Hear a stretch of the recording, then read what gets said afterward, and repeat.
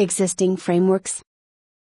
The review of selected research on organizational culture reveals many common elements, variables, and implications.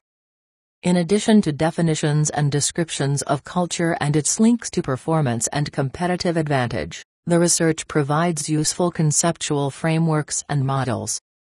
Whereas some scholars have developed models of the levels of organizational culture, 48 others have created models representing necessary conditions to create a competitive advantage and high performance, 49 or implications of organizational culture.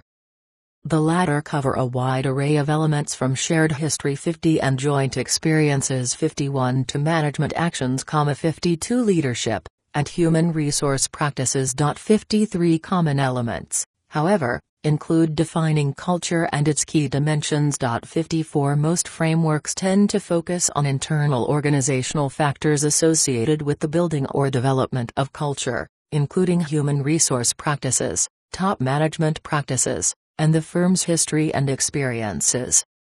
A few consider external factors and relate these to achieving competitive advantage. 55 The models generally suggest that organizations that encourage a strong culture will tend to have strong performance.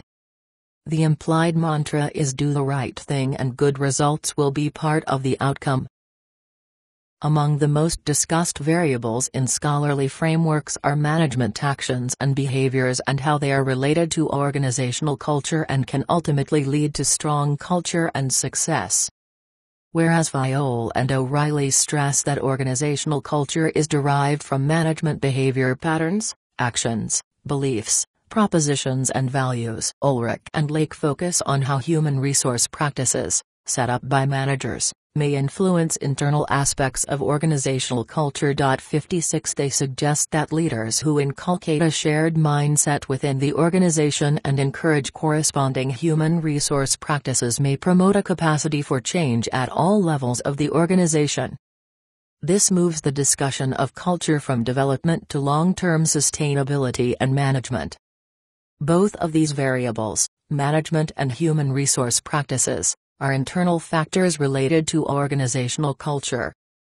As described by O'Reilly, the norms and social realities implemented within the company, through management and human resources, may relate to a company's strategy and organizational commitment, which contribute to a sustainable competitive advantage. 57 In his framework, O'Reilly states that organizational commitment, comprising compliance, identification, and internalization, need to be accepted by management and employees to encourage successful performance of a company.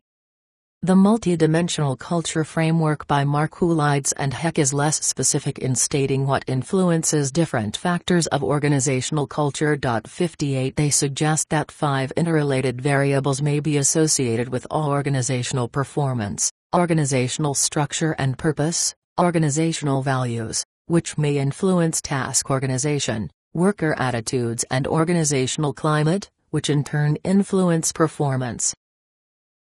Although most of the frameworks focus on internal factors, Ulrich and Lake also refer to external variables that may impact the possibility of creating a competitive advantage. 59 They suggest that change and competition are two external factors that could potentially influence how and when a competitive advantage emerges, implying that the road to competitive advantage is volatile and can be externally influenced.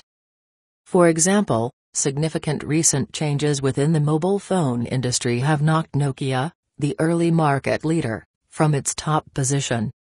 Such shifts in the competitive marketplace can delay or speed up the achieving of competitive advantage by a given organization.